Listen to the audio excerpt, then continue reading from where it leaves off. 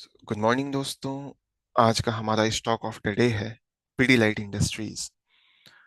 और पीडीलाइट इंडस्ट्रीज जो कि अपने सेक्टर का एक बहुत ही पसंदीदा स्टॉक रहा है लोगों के निवेश के लिए, क्योंकि हमेशा से मोनोपोली स्टॉक रहा है और ये हमेशा एक न्यू हाई को हायर हाई बनाता है और न्यू हाई को टच करता है।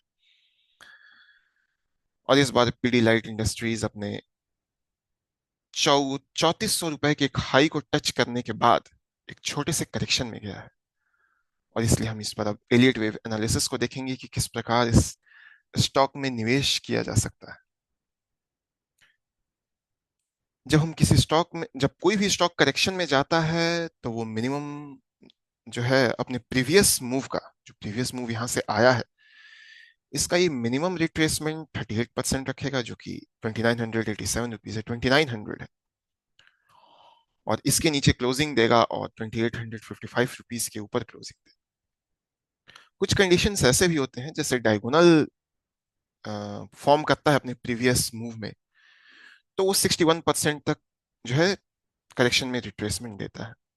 लेकिन अगर हम एक जनरल रिट्रेसमेंट को देखें, जिसमें अगर ये स्टॉक 0.5 के फिबोनाची जो है रिट्रेसमेंट से ऊपर रिवर्सल दे रहा है 50% से ऊपर, तो इस स्टॉक का टारगेट जो है उसको हम 3560 रुपीज के आसपास जो है टारगेट को देख सकते हैं। ये हमें एक टारगेट दे सकता है, जो कि एक बहुत ही अच्छा टारगेट होगा।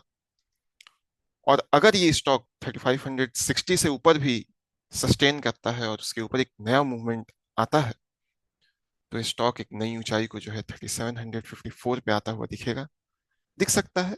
और हम स्टॉक्स में जनरली प्रिडिक्शंस करते हैं, कोई भी जो है यहाँ पे कंफर्मेशन नहीं होता कि ऐसा होगा, लेकिन यहाँ तक आ सकता है। और अगर हम एक दूसरे कंडीशन को मानते हैं, जिसमें अगर मान लिया हम निवेश कर चुके हैं 2855 पे और ये स्टॉक नीचे आता है 2724 रुपए पे, तो हम यहाँ पे भी इस स्टॉक में एवरेज पोजीशन बना सकते हैं। और अगर स्टॉक यहाँ तक आता है 2724 रुपए तक, तो हम इस स्टॉक में जो है 3600 रुपए की एक न्यू हाई को जो है मिनिमम टारगेट को बनाते हुए देख सकते हैं। और इसके ऊपर अगर यह सस्टेन करके और न्यू हाई बनाता है, तो 3831 रुपीज तक जाएगा, जो कि 1.618 161% का रिट्रेसमेंट होता है। चूंकि हम इस स्टॉक के इतिहास को देखें, तो ये स्टॉक हमेशा अपने न्यू हाई को बनाया है, तो ये उम्मीद है कि ये हमें निराश नहीं करेगा और ये स्टॉक अपनी इस करेक्शन को कंप्लीट करने के बाद फिर से एक नई ऊंचाई को छुएगा। और जिस समय ये स्टॉक अपने फोर्थ वेव को नेक्स्ट फिफ्थ वेव के बाद इस करेक्शन को कंप्लीट करेगा, 0.5 को टच करेगा या 0.618 को टच करेगा, उस समय यह स्टॉक आरएसआई में भी एक डाइवर्जेंस को जो है फॉर्म करेगा। और उस समय हमें लगता है जब डाइवर्जेंस फॉर्म होगा, तब इस स्टॉक में निवेश करने का एक बेहतर विकल्प जो है हो सकता है। अगर हम इस स्टॉक के फंडामेंटल्स को देखें, तो जैसा कि हमने कहा, जो सबसे बड़ा फंडामेंटल है वो ये है कि अपने सेक्टर का एक मोनोपोली स्टॉक है, बहुत बड़ा स्टॉक है। और मार्केट कैप के हिसाब से भी यह एक लार्ज कैप कंपनी है। इसका मार्केट कैप लगभग 1,53,499 करोड़ का, 1,53,हजार करोड़ का है। ये इसका पीई 80.26 है। ठीक है, इस इंडस्ट्री के हिसाब से ठीक है, इसके अपने सेक्टर में मोनोपोली के हिसाब से ठीक है। इस स्टॉक का बीटा जो है बहुत ही ठीक है, 0.43 है। इस स्टॉक को बहुत ही स्टेबल बनाता है इसका बीटा। ये एनालिसिस यहाँ पे एलिट पीडीलाइट इंडस्ट्रीज की समाप्त होती है।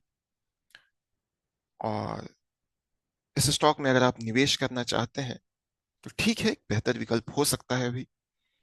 लेकिन हमारी राय आपके लिए यही होगी कि आप इस स्टॉक में निवेश करने से पहले अपने फाइनेंशियल एडवाइजर की, अपने वित्तीय सलाहकार की जो है सलाह अवश्य लें, उससे जरूर इसके बारे में चर्चा करें। और ये किसी भी तरह का आपके लिए बाइंग रिकमेंडेशन नहीं है, ये एक एनालिसिस है, इस उम्मीद से कि आप एलियट वेव सीखने में रुचि रखते हैं इसलिए बनाया गया है। और अगर आपको यह वीडियो, आपको यह एनालिसिस पसंद आती है, तो आप इसे अपने दोस्तों के साथ शेयर करें, इसे लाइक करें, इसे सब्सक्राइब करें, इस चैनल को सब्सक्राइब करें। क्योंकि जब आप इस वीडियो को लाइक करते हैं तो इस ये ज्यादा से ज्यादा लोगों तक पहुंचता है। और हमें लगता है कि अगर यह आपको पसंद आया है तो ये और भी लोगों के लिए फायदेमंद हो सकता है। इसमें अपने कमेंट्स दें, अपने राय रखें, और जल्द ही हम मिलेंगे आपके साथ एक नए एनालिसिस में, एक नए शेयर के एनालिसिस में। और वहां भी हम एलियट वेव एनालिसिस करेंगे अगले स्टॉक का। बहुत बहुत धन्यवाद।